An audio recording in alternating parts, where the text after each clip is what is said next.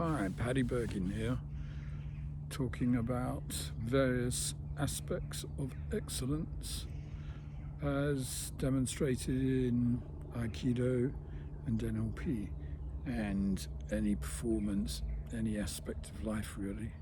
I suppose it's the ultimate Bible of how to get on really. I was thinking of calling this episode The Language of Love, because we all communicate mainly verbally, using words. Words are very powerful, and they can inform or mislead, confuse. And I think we tend to say things without consciously thinking about it, which is understandable because we've learnt the language so well. We don't need to consciously think about the words we use.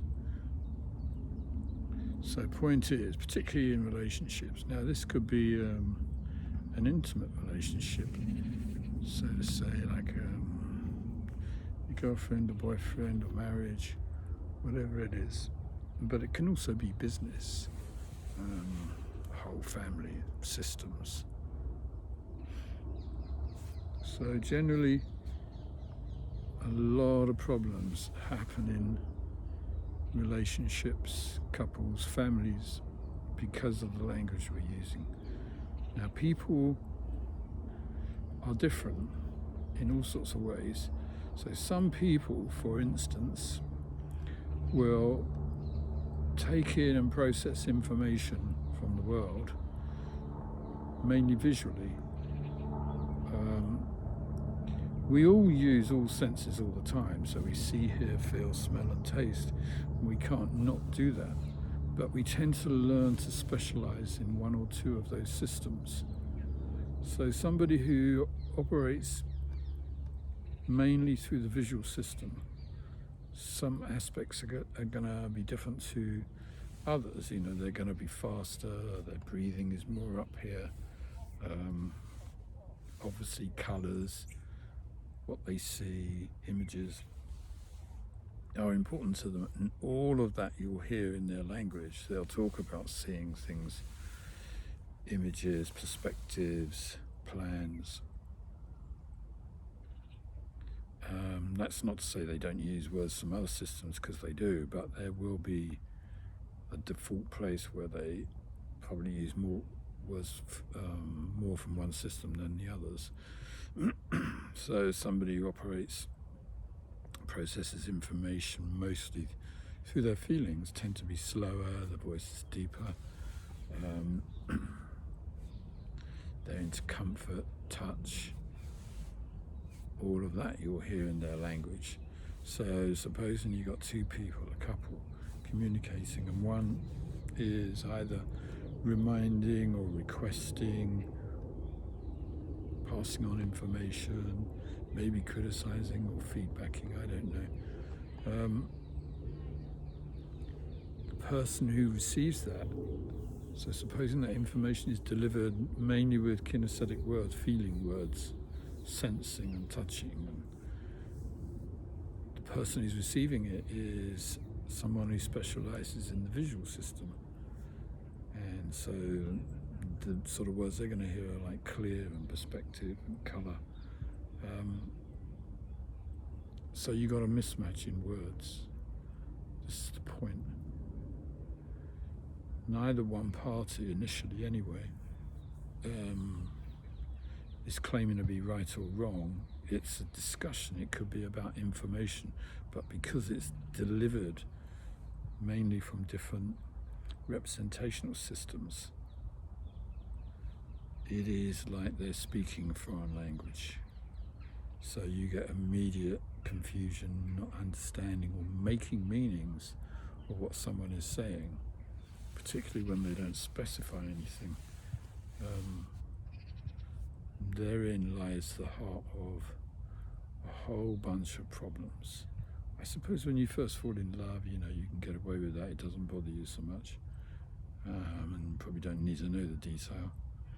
But later on, in life in general, it's a major problem. can cause major problems, can end relationships, marriages. Oh, it's the trouble with being outside. You've got all these insects flying around.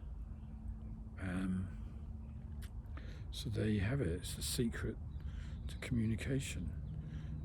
It's not hard, really. It's like this is not the sort of thing that we consciously go out to notice, especially when we're in an interaction with someone where we're bumping into each other.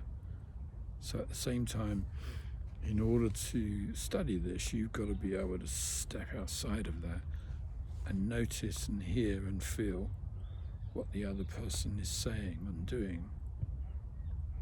And maybe then adapting your language a bit towards what they're saying. Use one or two of their words, like taking a look at things, or if you're a kinesthetic type person, you might talk about getting a sense of things, getting a handle on these things.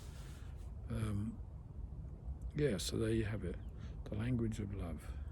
How to get on. It's so easy, isn't it? How to get on. And yet we don't do it. We get these strange things called emotions that get in the way. They sort of, where did that come from? Boing. Suddenly it's running you. Yeah, you're not going to let them get away with this. They're not going to blame you.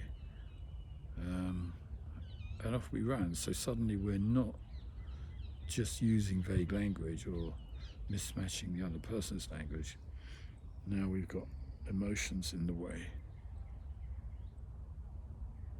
running things.